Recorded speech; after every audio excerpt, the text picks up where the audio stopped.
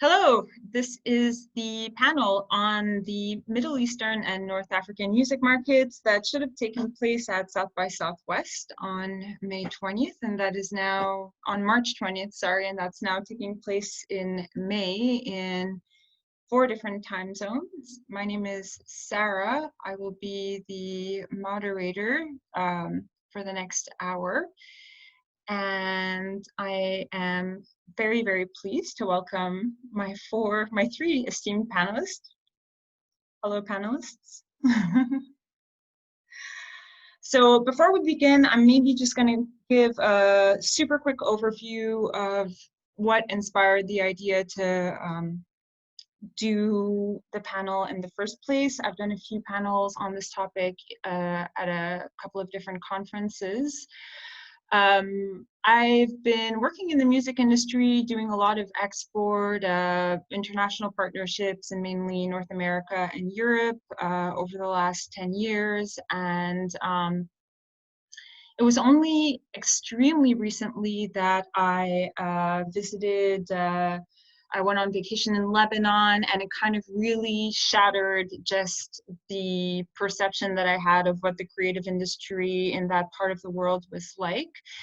And ever since then, I have been working very hard to build partnerships, put on events, with some of you actually, and it's been absolutely fantastic. The rewards have been super inspiring and stimulating, and I guess I just want to equip the Western industry in some ways on the challenges that they might be facing when they try to penetrate the market, but also just the great opportunities that can arise from it. So you guys are all experts in your sectors, and I'm super glad that we were able to get together regardless to record and talk about all the really, really awesome things that are happening on your territories. So I'll just let you all introduce yourselves very quickly before we begin.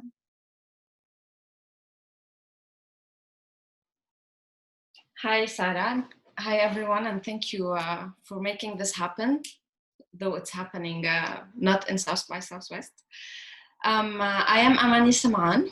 I'm the co-founder and the director of Beirut and Beyond, which is an organization that was established in Beirut in 2013. Our main objective is to create opportunities and to be a platform for all the independent music productions happening in the region. We mainly do 2 activities to achieve our goals. The first one is a festival, a 4 days festival that happens normally in December. It's a showcase festival where we program emerging regional and local talents. And we invite international professionals to come to the discovery of those new productions happening. It's a way to create links, to create opportunities, and eventually develop the music scene in our region. And the other main activity we do is a European tour that we normally organize with many partners we have in Europe for selected 2 or 3 artists each year, and we tour many cities like London, Oslo, Paris, and others. And this is the mainly the main actually objective of Beirut and Beyond is to promote and create opportunities for the independent music scene in the region.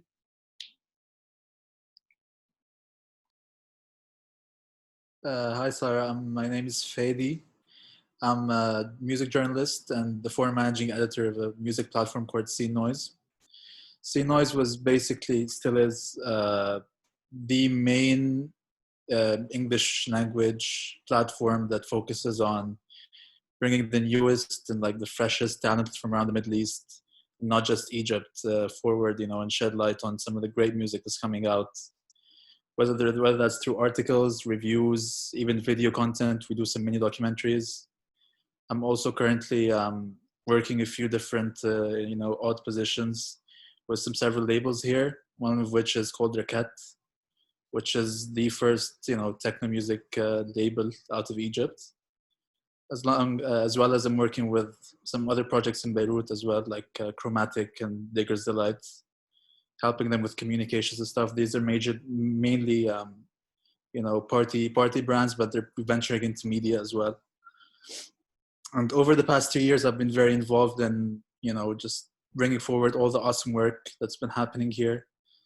Alternative music mainly, not as much pop or anything else, but anything from hip hop to house and techno to indie. And I've learned a lot in the past 3 years, and I've been working towards maybe breaking the stereotype that if music's from the Middle East, is going to be a tabla and a belly dancer and so on. But yeah, that's pretty much it. Hello, Sarah. So, my name is Abdeslam Alaoui. I'm from Casablanca, Morocco.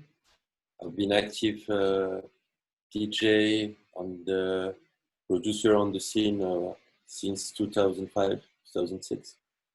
Since then, I've been working as a art director in clubs like Pasha in Marrakesh in 2013, and also I've run on the created collectives on parties that were happening around in Casablanca, Rabat, like Run Tomorrow Collective, and also parallel collectives that now today have since 2016, 2015, we created a festival called MOGA, which is an international electronic music festival that's taking place in Essaouira city, which is a small city in the coast of Morocco. And we also try to do many things around the festival, except the party on the music scene. We try to make like talk, workshops, art exhibition during the festival. We also have like a business bar where we try to connect the artists and all the major actors in the music scene in Morocco, but also in Europe, from Europe and from America. And also, I'm also running a collective now called Soleil Traître. That's it.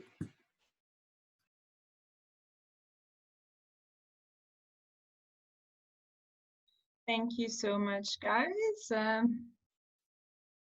Let me see if I can get this PowerPoint back on track. So one of the things that I want to bring to light is that MENA is kind of a word, an acronym that was most likely put together in the last couple of decades, but to represent what exactly, I'm not so sure. When you Google MENA, you can get a lot of different things, So either the regions where people that are qualified as Arabs live. Sometimes it goes all the way down in Africa, Somalia. Sometimes it extends all the way up to Iran, the Caspian Sea, Armenia. And then sometimes it even goes all the way up to Turkey and Cyprus. So what is MENA exactly?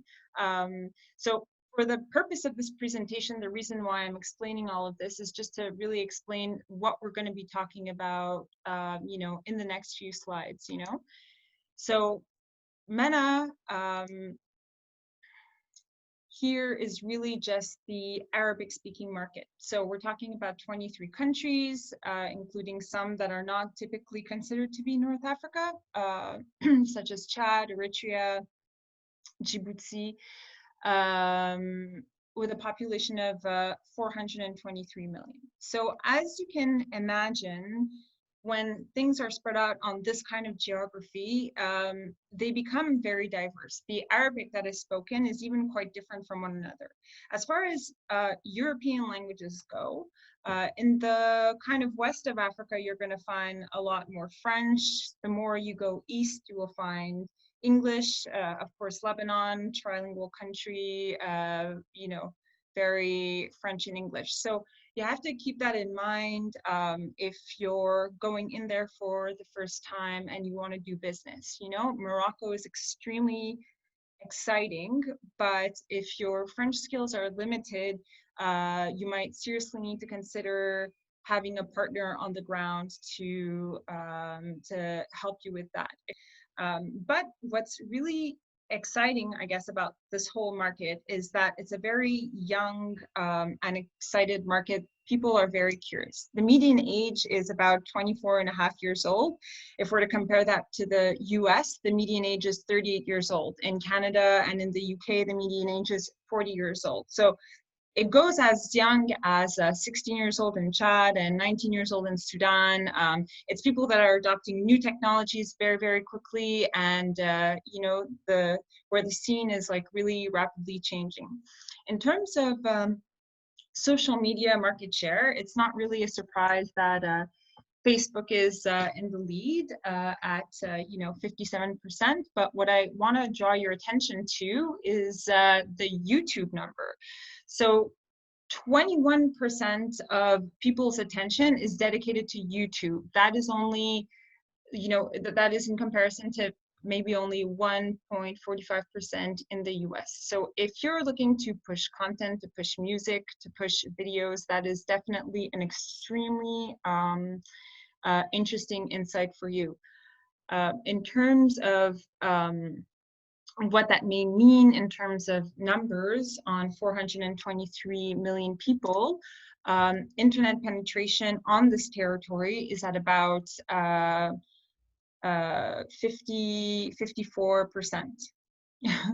55%, sorry, the Zoom thing was hiding the slide. So that is a number that's actually going up at an incredibly high rate. If we're to take the example of Egypt, for instance, back in 2016, internet penetration was only at 33%, and now it's at 54%. That's where the 54% was. It's in Egypt.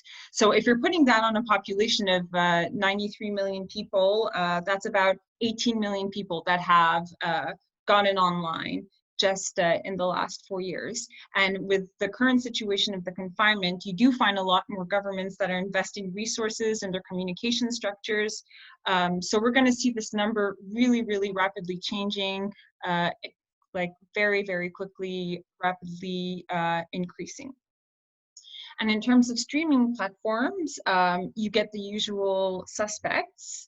Deezer, Spotify, Apple, as well as Anghami, which is a Middle Eastern specific platform. So this is just numbers in terms of countries where they're available. I don't want anyone thinking that this represents market share. It's not because you're available in more countries that more people are necessarily using you. It's just to give you an idea of where things are available.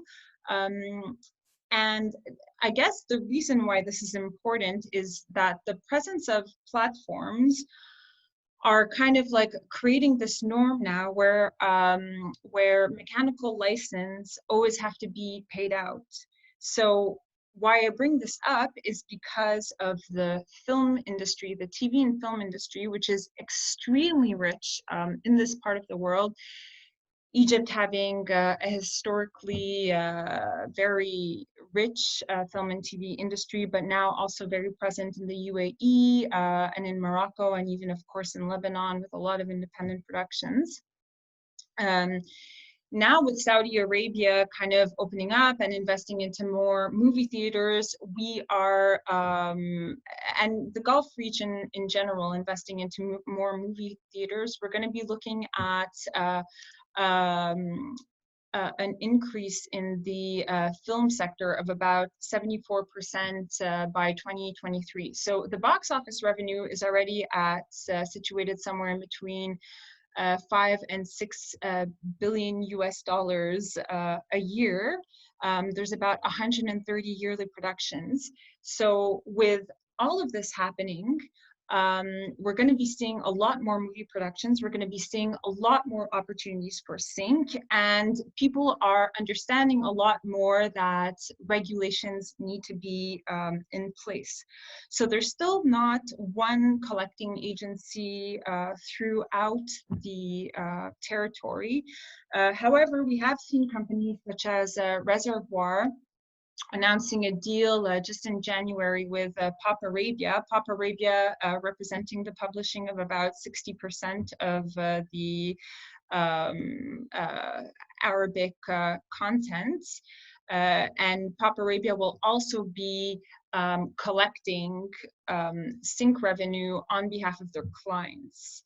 So we are seeing this happening slowly but surely. The SACEM in France investing resources into helping to structure the region. So hopefully just very exciting opportunities on the rise right now for any local and international artist. So that's it for the boring part and the very theoretical parts. And now I'm gonna let you guys kind of talk about the more exciting things that are happening in the local and creative sectors. Thank you, Sarah. It was not boring at all, actually. It's very relevant numbers to be taken into consideration when thinking of investing or promoting artists in our region. And actually, as you were saying, the industry has changed drastically since the inception, or since the start of Beirut and Beyond in 2013. I think you all agree that there is a lot of more artistic productions, a lot more events, venues opening, at least in Lebanon, where I can say there are a lot of live venues that have opened. Now, recently, the situation is a bit changed, but there are many events, festivals, and all of that. And the international interest has risen in our region as well throughout those 7 years of activity for Beirut and Beyond. But still, the showcase events are not many. I mean, there are few distributed in some of the countries we know about. Like in Morocco, there is Visa for Music that normally happens in November, and they welcome normally a lot of professionals from all over the world. But I think what's different with Visa for Music, or what's their thing, is that they focus more on Maghreb artists from mostly North Africa, more than Mashriq, which is Levant in our region towards Lebanon, Palestine, and Syria and Jordan. There is also Visa for Music, other than Visa for Music, there is Journée Musicale de Carthage, JMC, that happens in Tunisia every year. Their main focus is on Tunisian artists mostly, but they also have something interesting, is that they do awards and the artists who win would go on tours or get residencies. So they are really working a lot on developing the local scene there. PMX, which is the Palestine Music Expo, is also a relevant showcase, focusing mainly and mostly and only on Palestinian musicians, but they have a lot of successful stories through PMX, which are booking Palestinian musicians in Europe, or just getting management deals or label deals, and they have also gotten the attention of the UK, who are a main partner in this event. As for us in Beirut and Beyond, what we program is mostly all genres from all the MENA region. So we try to show the diversity that we have, that you were talking also about, from all the countries in the Arab world, may I say, and the beyond. And we use the different venues that are available. So we try to show the professionals who are attending Beirut and Beyond all the possibilities that they can use if they want to promote also artists the other way around. So they don't only export artists from our region to their festivals, but they can also consider connecting with professionals in Lebanon. So last edition, what we did, it was a homegrown edition with a full local artist, but what we did is we used 12 different live venues, from small capacity of 30 to 40 people to 1,000 capacity venues. So professionals would have an eclectic view of what can they do in Lebanon through attending Beirut and beyond. I wanted also to talk about the kind of professionals who would attend our event, which we normally, so far we have welcomed around 120 professionals from all over the world, but mainly from Europe, mostly from Europe so far. Norway, France, Belgium, Spain, the Netherlands, and they are not only promoters or festival programmers. They could be labels, managers, or distributing company. That could be some SASAM could be attending, Spotify. So we are also attracting distribution companies and online streaming platforms. We try to keep the number of professionals attending Beirut and beyond a bit limited, because it's we find that it can be more effective to be intimate, because it's only 4 days, it's 12 concerts, and we want the meetings that are happening around the festival to be more direct and more effective while happening. So this is the average. Professionals would be 20 to 25 professionals attending per edition. What's also what we have noticed so far, especially through those professionals attending, is that whenever they want to book an artist or they want to create some connections with the region, the lack of presence of booking agents in Lebanon especially, but in all MENA, makes it a bit harder for them. So it's always in their a benefit to have connections with festivals, with events, with programmers, with different kind of people who can link them to other venues and potential programs in the region.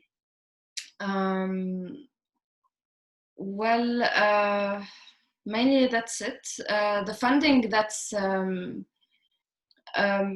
is a bit interesting in the region. I don't think it's so common around the world, but what's common is that some embassies would finance or support, like international embassies would finance and support artists who would be coming, like cover travels, and the promoters would be covering the fees. And the fees for artists in our region is a bit different from a country to another. So in Gulf, it could be something extremely different than what we could offer in Lebanon, or I think as well in Egypt or Morocco. And finally, the audience in Lebanon specifically that I can talk about as much is an audience that is open to new stuff. So for us, we have built throughout the 7 editions an audience that can come and buy their festival pass without even knowing what is the program exactly. So they are willing to come and discover whatever we are programming, since they come kind of trusting the artistic merit we are putting on the table for them. And this shows that they are willing to venture to discover new artists, either they were from the region or from abroad. So it's a very interesting audience that's open to new stuff all the time.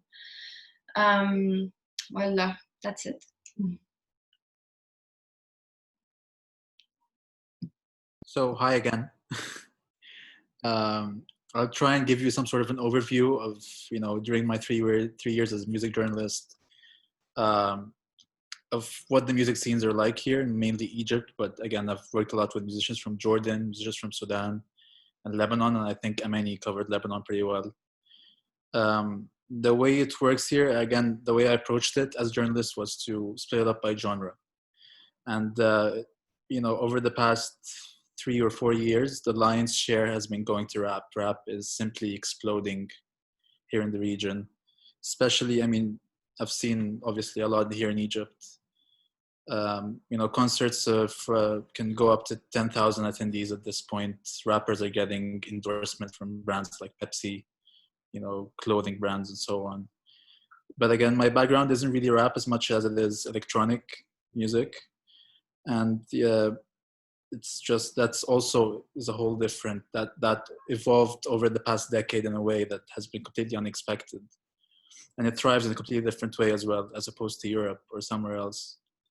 But actually, I'll go back to rap for a second, because you mentioned something about YouTube being, you know, we have very high consumption of YouTube and video content. Because again, maybe 2 years ago, only streaming platforms starting being a thing 2 years ago. Spotify, I think, it hasn't been 2 years for Spotify in Egypt. And so YouTube really has been the go-to.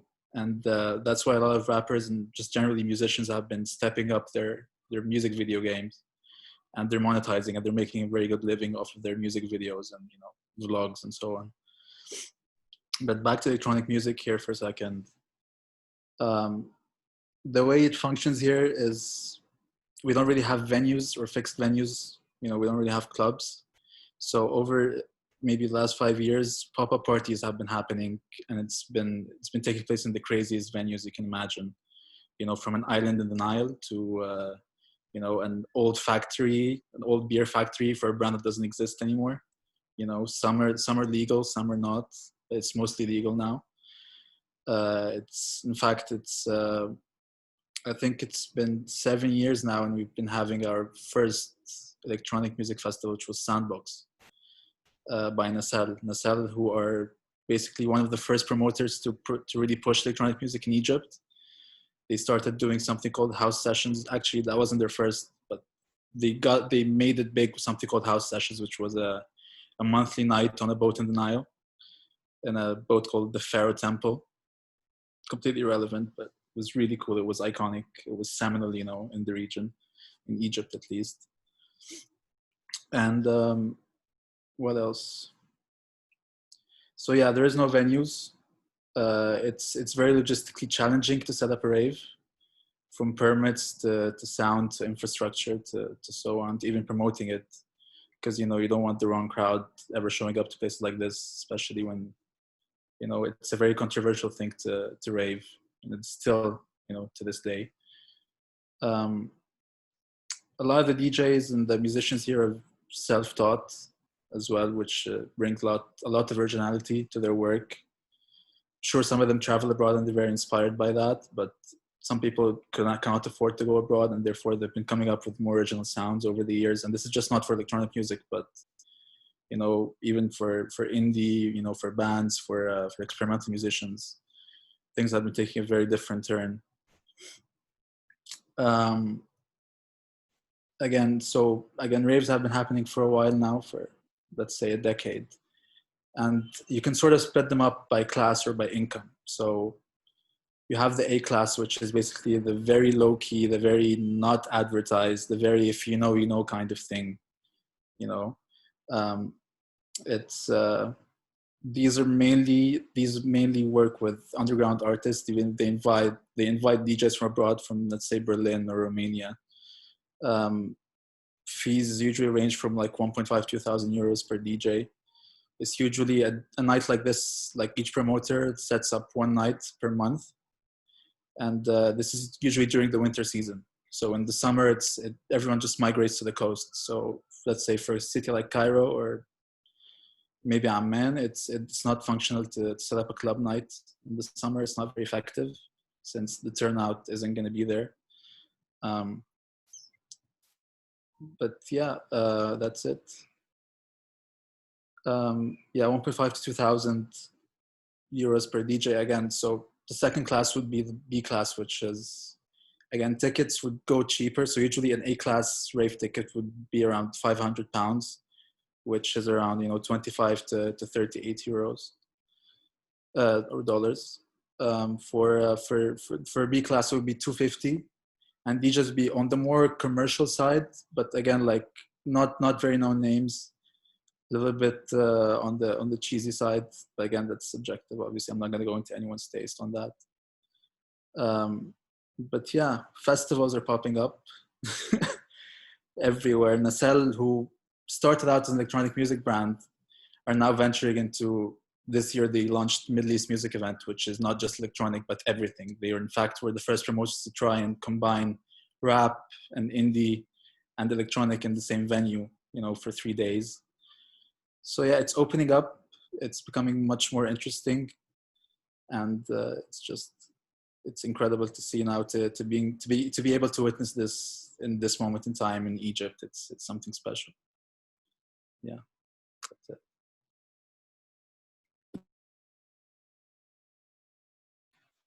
Okay, so that's me. What's my turn? So I'm gonna talk really quick about the festivals on all the music scene in Morocco, that I've been part and working for since a few years, since more than 10 years, sorry. So in Morocco, there is something really special. It's like every city have its own history, architecture, music, style. Every city have a big festival. There's also that people like identify themselves about these festivals. But like Casablanca used to have a Casablanca music festival, but around this Casablanca music festival, there's also other festivals happening around. It's the type of music that happening in this festival is like it's a lot of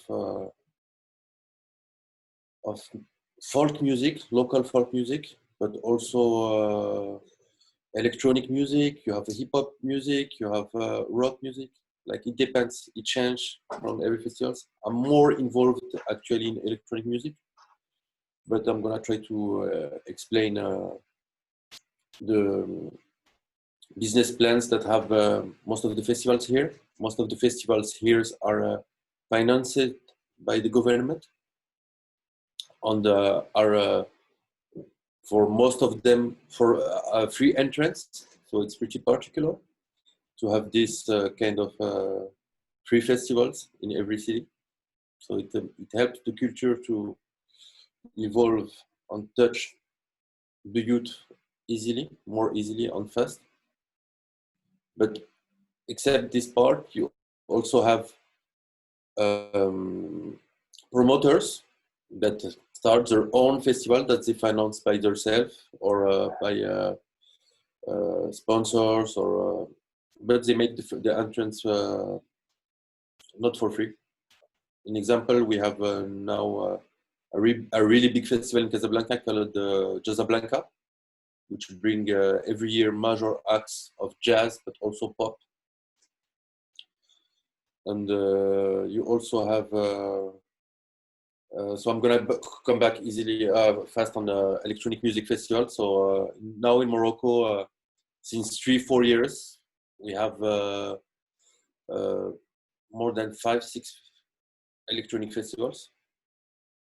Three of them are really international and big, like Oasis, Atlas, and MOGA.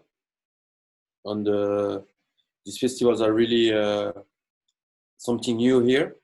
And they bring so much people and create connection between Morocco and foreign countries, because we got a lot of, I don't know if we can call this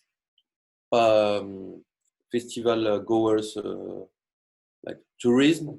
It creates like a tourism festival. On in this music business, I think going on in Morocco, you also have like a lot of like halls. I'm gonna call this like this, like really big halls, because we have like one of the biggest hip hop scene in Africa.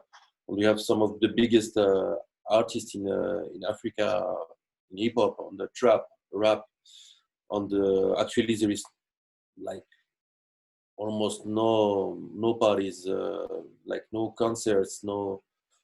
The scene is like it's evolving. It's like, but we don't have festivals like for hip hop. We don't have festivals like for rock. there is only one festival, like try to make like make this scene evolve, like rock on the hip hop evolving. It's the Boulevard Festival. It's happening in Casablanca on this for free, and they have like one day for only hip hop, one day for only rock, one day for only pop fusion music. But it's not enough for a big country like us. I think I did like a quick overview on this. So. Very awesome. Thank you very much.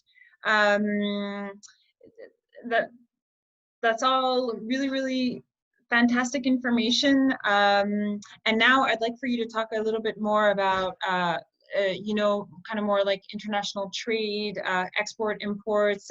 Amani, you had mentioned a little bit about funding. You know, it's really interesting, the funding schemes that do exist, you know, within MENA, because you can also get funding, access it for, I mean, you can get funding for an array of sectors. So maybe you want to talk a little bit more about that as well.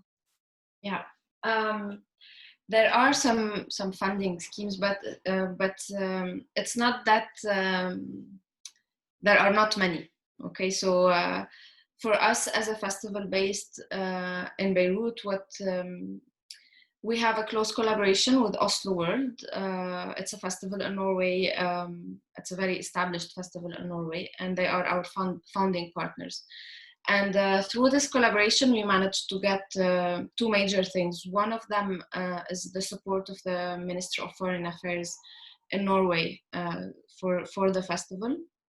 And the second one was to help us establish and mark ourselves on the international map of festivals and showcases through that connection.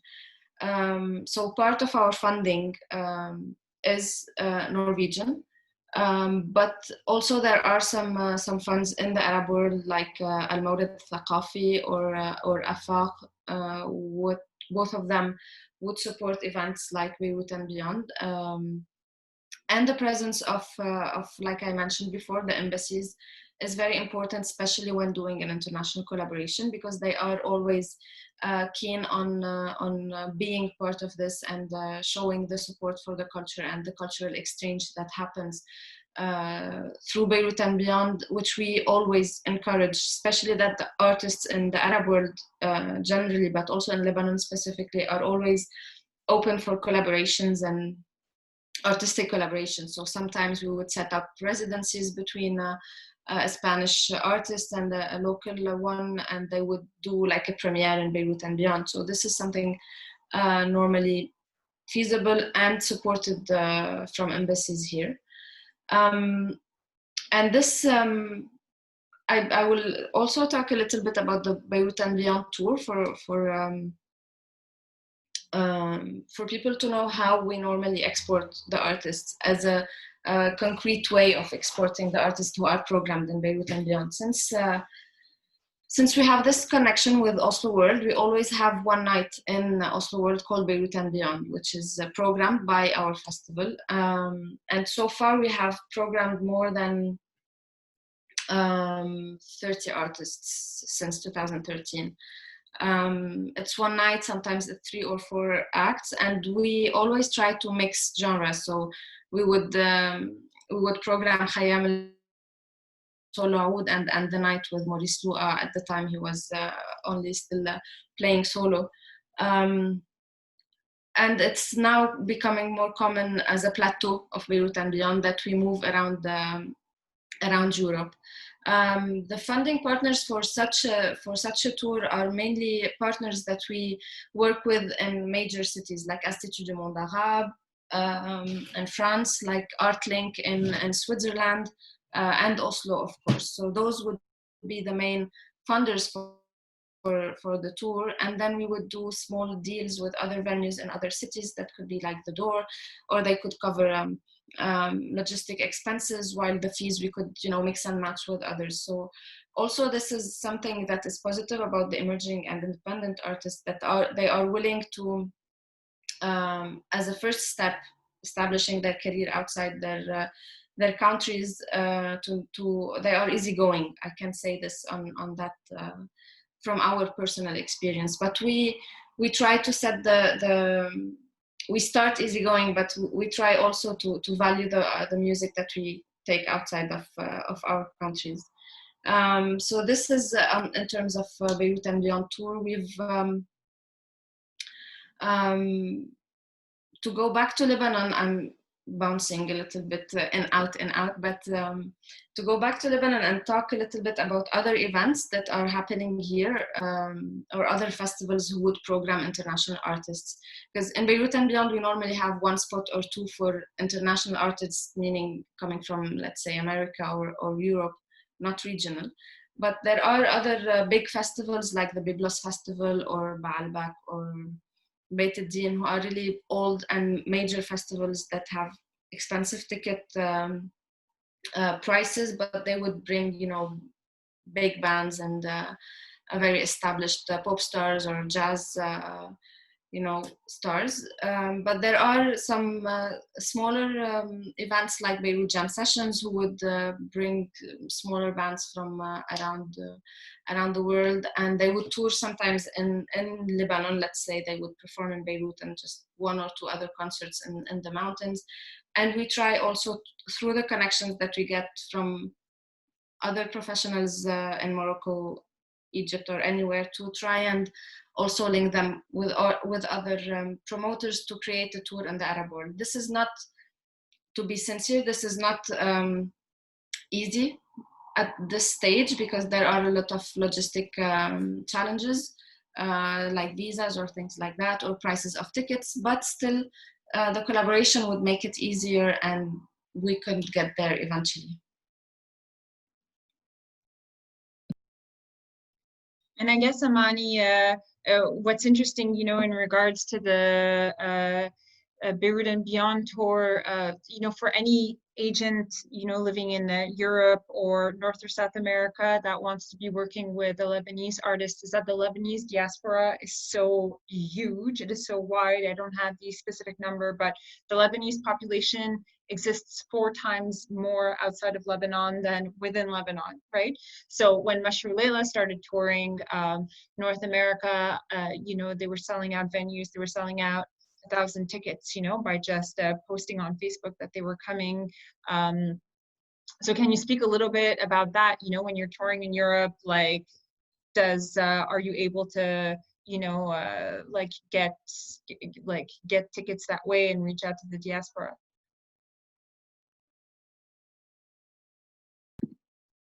Yeah, actually, Lebanon is one example, but I think this applies on all on other countries from in MENA region. So especially in Europe, I mean, Lebanese are spread mostly in North America, South America, and Africa. But in Europe, there are a lot of diaspora that are Moroccan, Algerian, Tunisian. Many of the audience who attend Beirut and Beyond tour could be Arabs. I mean, in a bigger word. So this makes the promoters or the venues we work with more excited to open up to what we can bring them, because they know that the audience will be receptive. One thing.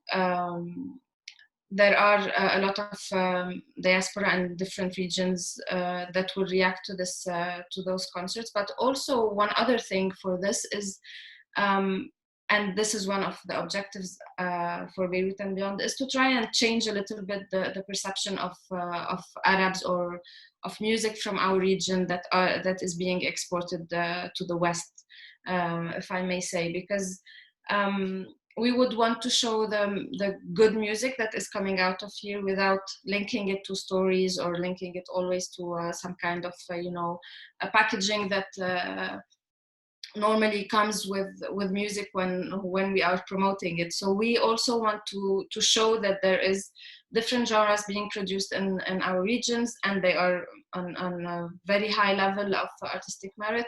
And we don't always need to say something about it to attract, you know, it's they deserve the audience and the appreciation just for the effort of music and artistic input.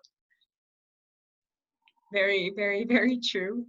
Fady, you had spoken very quickly about, the Middle Eastern music event and that it got like a crowd of 10,000, I think you were saying. But that's one thing that's extremely interesting about Egypt, regionally. Egypt is the third largest market in Africa with a population of 93 million.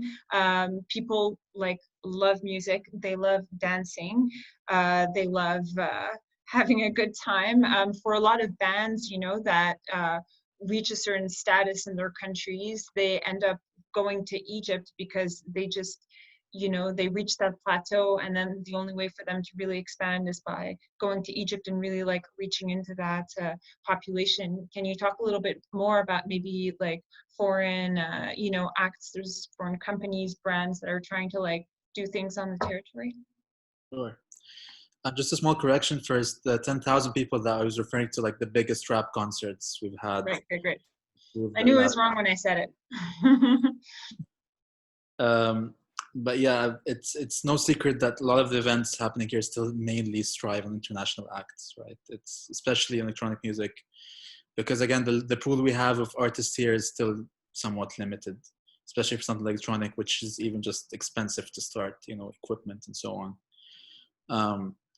But yeah, again, the seasons here depend on the international bookings. Like a club night is basically built on its booking, which is the foreign DJ that's visiting. Sure, a lot of the turnout is to support the local acts who are supporting the main headliner, but it's what makes or breaks a night.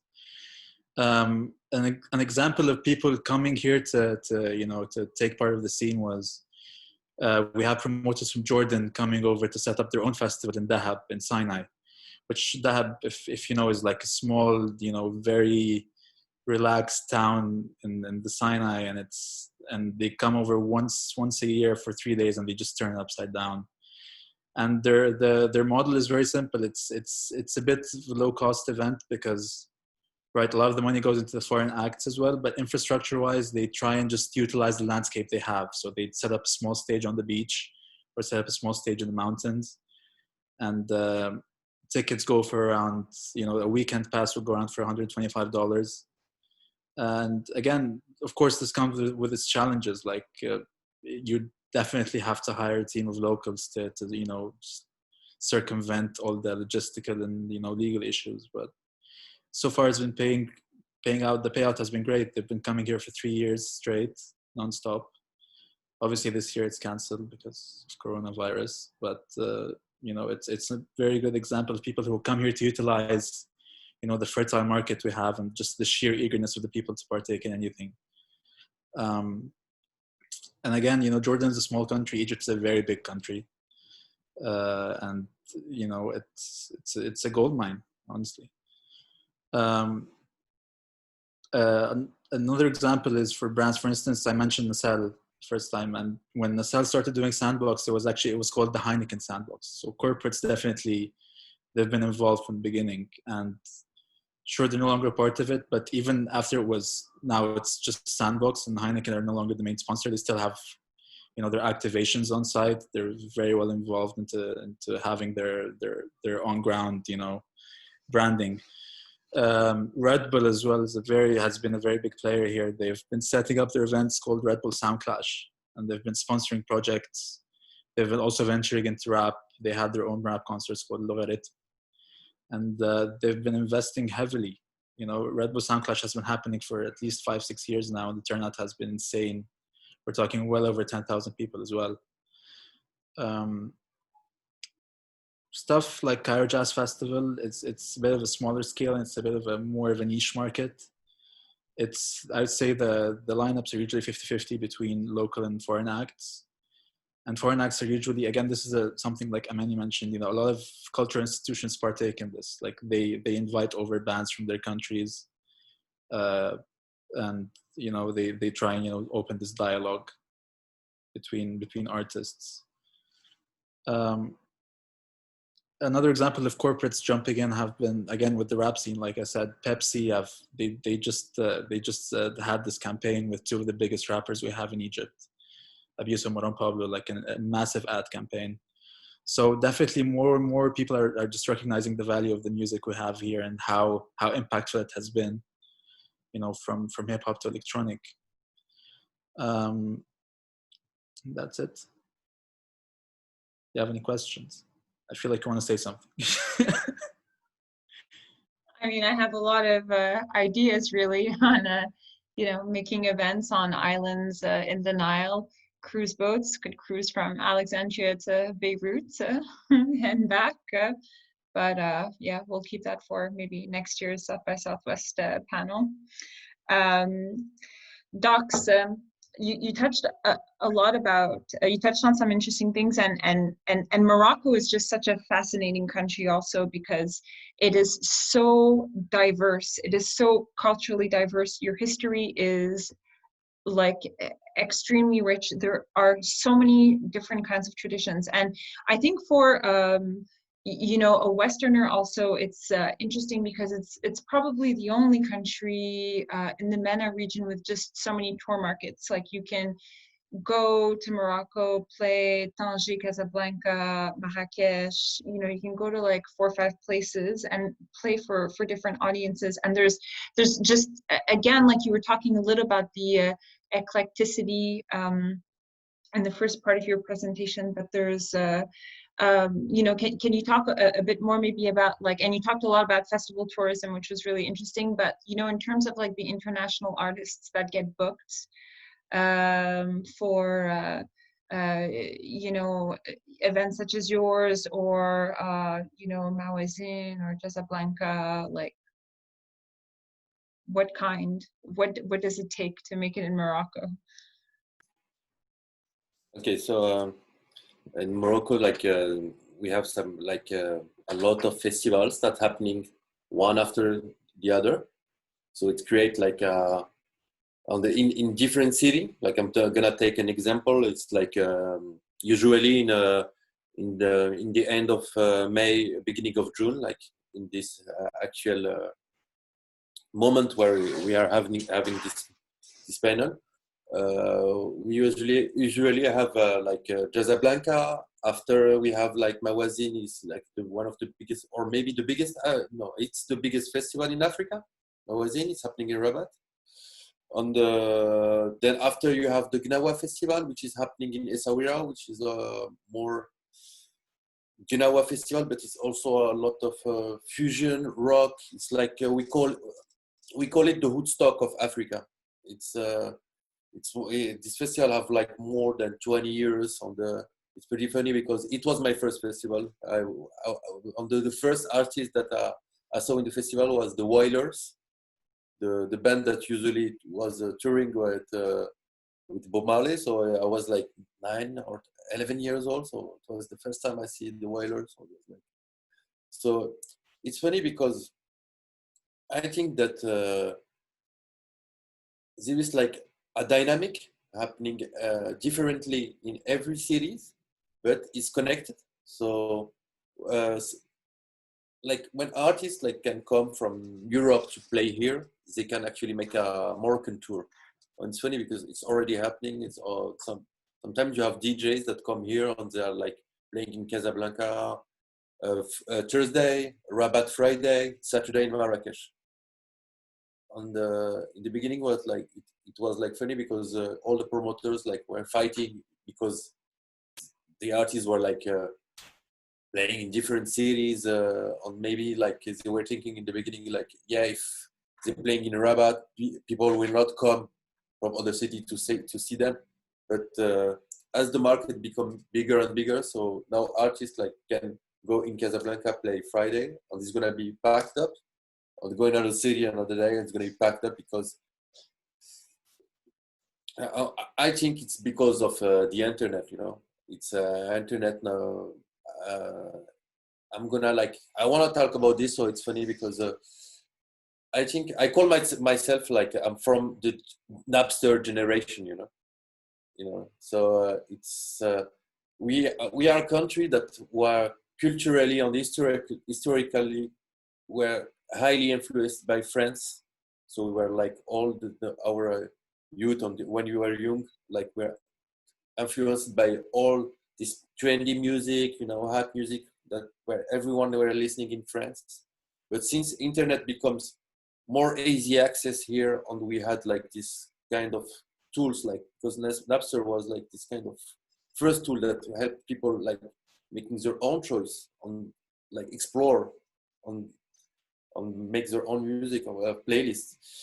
And since this, I think we extended like our music influence and choice, also connection, because now all this young generation festival organizers are like have different objective influence on also artistic direction, which is important, because when you see like a festival like Oasis and Atlas that are super focused on electronic DJs from like trying to make it like electronic lineups that are really like special on the like concurrence electronic festivals in Europe, like they are really big lineups on the, and you see this. Sorry, I get a bit lost in this sentence, but I'm trying to come say what I want to say.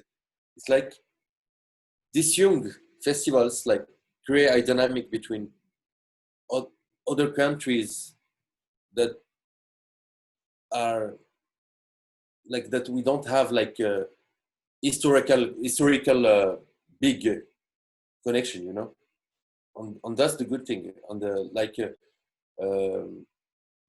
have this festival called Musique Sacrée de Fès Festival, which is one of the biggest festival in North Morocco. And they book artists like Björk, and nobody does.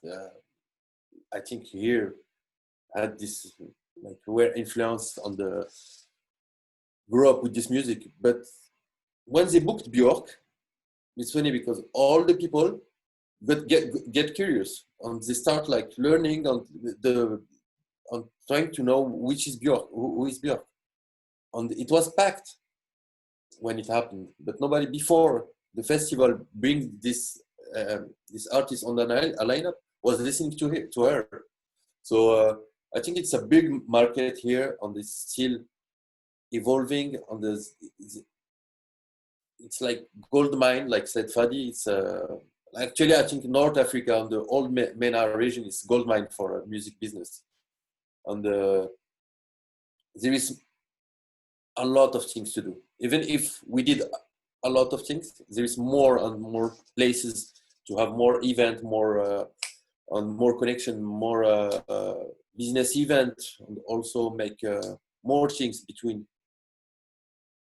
North Africa, Europe, America, maybe Asia, because today we have like more and more Asian connection on in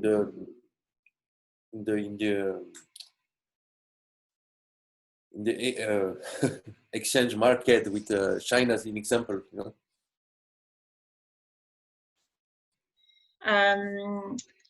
That's really well put. And like you also, you organized the first boiler room, and it was all of Africa, no? No, it was the second of Africa. Okay. But the first one was in South Africa, like a few weeks before mine. Yeah. Are there other like international kind of brands and events that are setting up in Morocco and trying to do things there? Yes, I think there's a lot of label and also a musical artistic residency that are happening here, and also can happen. We also have nice labels like Cosmo Records that run by a really nice cool DJ called Adiliani. That they have this idea to make a fusion between artists from Berlin, London, like, and put them with like local folk music, and make like create something new or try to create something new, then release it. So yeah, there is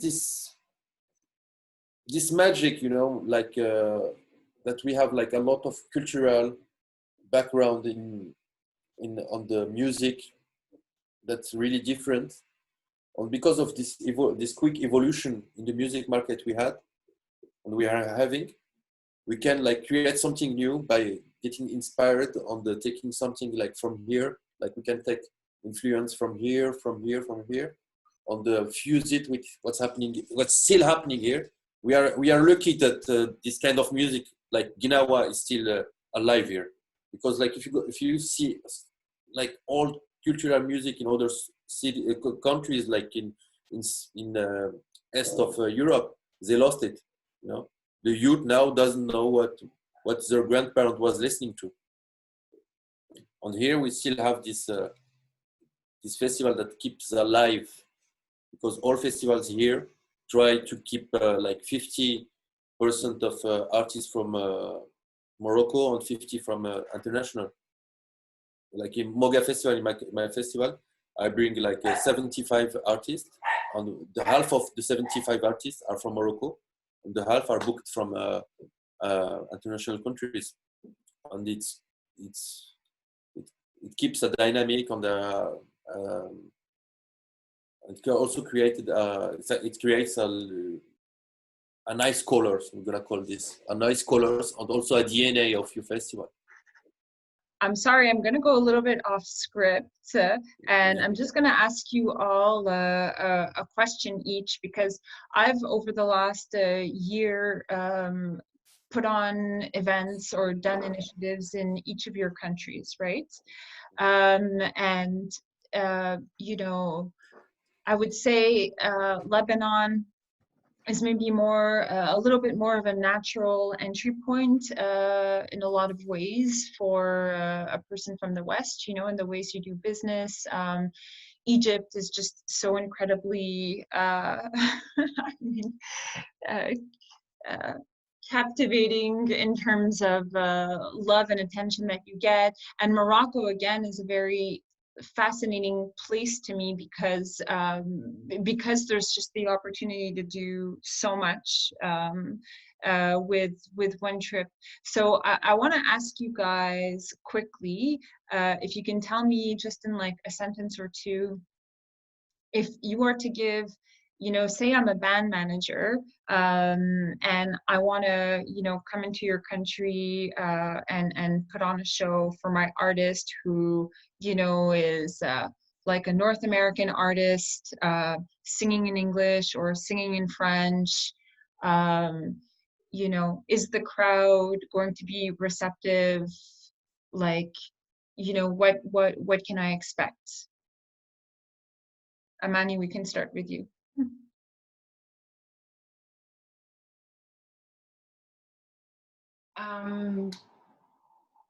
The audience is going to be receptive, bottom line. But you need to know exactly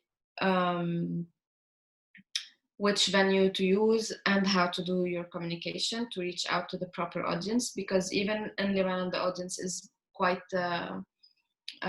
divided into, you know, different audiences. So I think there is a big interest for Lebanese audience in general to get to know a new international act, whatever genre it is or whatever country they come from. There is interest to discover something new. So it's just to pick well the venue to be able to get the proper audience for that. Yeah, I'm gonna have to agree with Amani here. It's just it's a matter of doing your research, honestly. And again, even though the music scene is booming in Egypt, it's not really at the point where, you know, an event is just gonna get lost in translation. No one's gonna know about it. You know, people are still eager. There's still space. You can still. There's a very good opportunity for you to showcase your work. So just do your research and find out where your target audience is, even though it might be hard at first. Just ask around, get in touch with someone that they'll point you in the right direction. And yeah, people are eager to hear, man. They're just listen to anything. It's just if it's convenient and it's a good night out, they're down. So yeah, have no if money is no object, even if you're having trouble securing, a gig, if you can get people to just cover your travel costs, and you're willing to play, even end up playing at someone's house. It could be a house party. Honestly, you could come all the way here to just play for a bunch of guys in the living room, and you might have the night of your life. So yeah, if it's reception you're worried about, you'll find it for sure.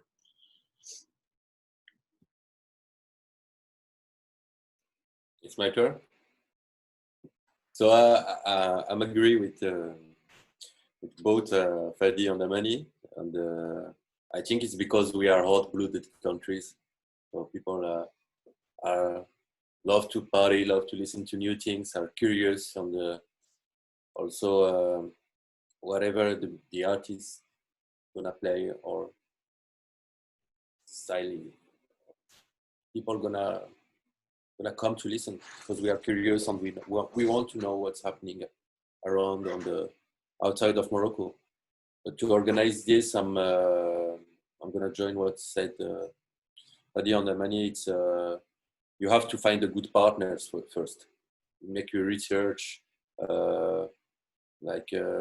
try to know what's going on here, what's going on in every city.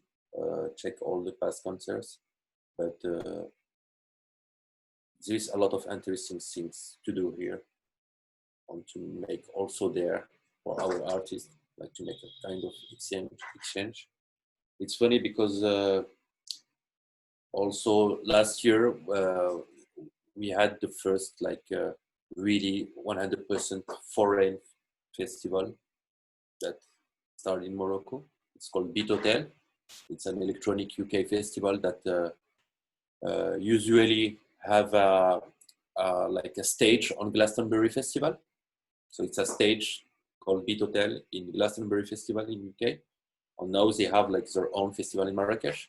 And it's cool because they are bringing a lot of act that like English act to Marrakesh where the festival happened, but also book artists from Morocco. And it creates a cool dynamic because they are going like in a really like underground lineup. And most of the electronic music lovers here never heard about them before, but are curious to go to see this, to know about this artist and to listen to this artist. And the last year was their first edition, and it was a big success, I think. Can I just say something, because Fady was saying that you will end up having a night of your life.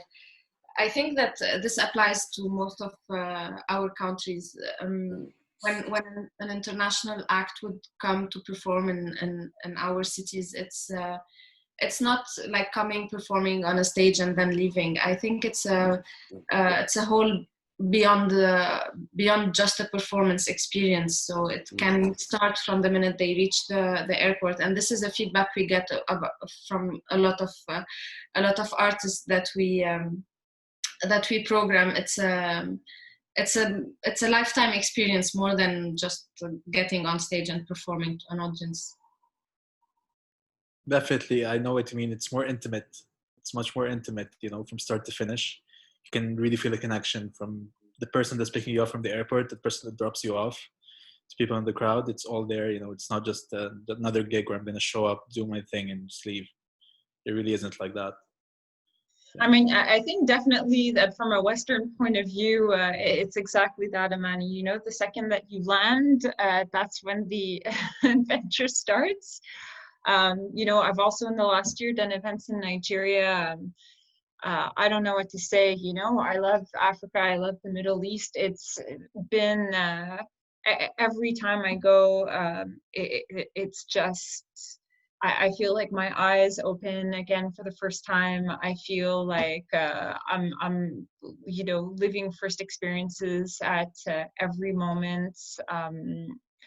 It's just so so nice and so rewarding, and that's why I'm really hoping to encourage more people in the industry to go and check out the region, to collaborate with local artists, to, you know, invest into expanding their companies and events in the region, because I think that it'll really be a win-win situation, you know, at once for the audience and, you know, for the company and their takeaways and, you know, how they approach doing events afterwards. It will be, yeah, I think it could be like a really interesting game changer. So that being said, thank you so much for your time this afternoon. And I'm definitely looking forward to when we will be able to meet again, either on this side of the ocean or on your side of the ocean, but definitely, hopefully, a lot more really cool things on your side of the ocean. Me too. Hopefully. Thank you for putting this together. Yes. Thank you.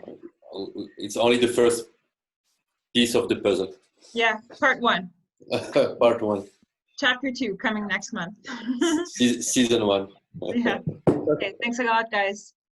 Thank you. Thank you.